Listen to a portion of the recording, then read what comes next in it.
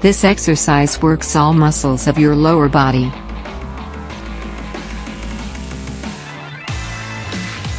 Stand with your feet shoulder width apart and your arms stretched forward.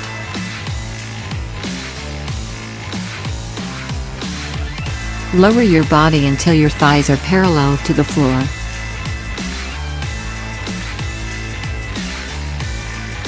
Push through your heels and go back up again.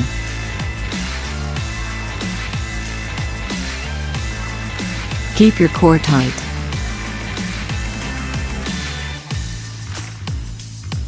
Your knees should be extended in the same direction as your toes.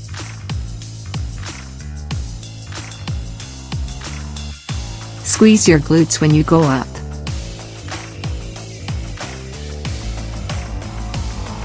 Your knees should not go over your toes.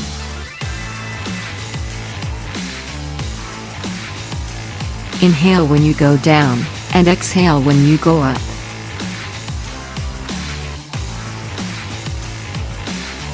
This exercise can help improve your balance,